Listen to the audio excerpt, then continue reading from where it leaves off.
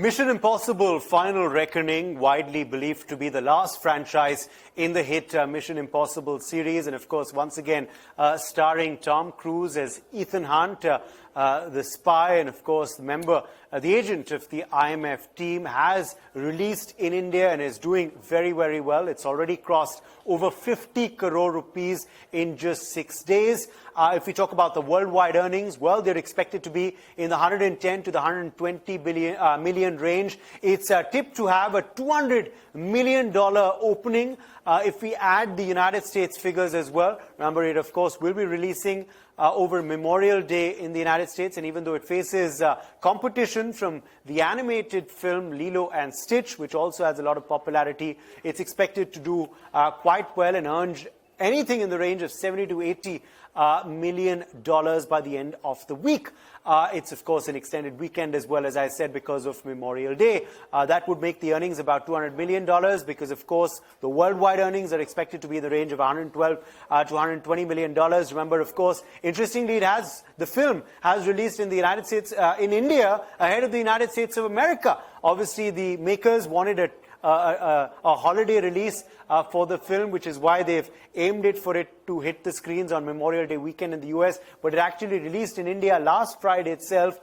Very interesting development because, you know, what we used to see earlier was that Hollywood films would release very, very late in India, but this time, of course, Dead Reckoning has hit the theaters in India before the United States of America. But now if we just talk about the film, well, it has opened to mostly favorable, positive reviews, although there are some who were disappointed, saying that the film is not as good as the previous part.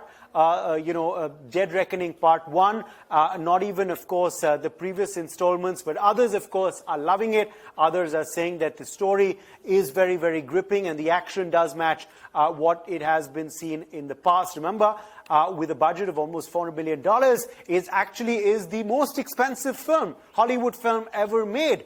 Due to, of course, the Screen Actors Guild strike, the film was delayed, which led to its costs rising, and that's why the budget is pretty high. However, of course, with the earnings worldwide, and with it, of course, expected to run a few weeks at least, before it goes out of the theaters, the film is expected to be a hit. Remember, the makers and Tom Cruise have said that this is going to be the last installment in the Mission Impossible franchise, which is why the name was changed from Dead Reckoning Part 2 to actually the Final Reckoning.